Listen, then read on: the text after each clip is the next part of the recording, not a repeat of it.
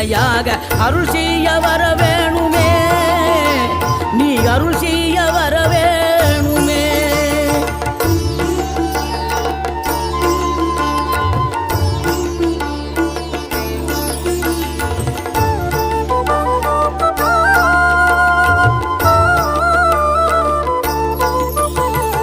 இகழ்தலையும் புகழ்தலையும் ஒரு முகமாய் கருதும்படி செவி உரைத்த முத்து குமரன், நீ வறுமையையும் வளமையையும் சமநிலையாய் உணரும்படி மதி கொடுத்த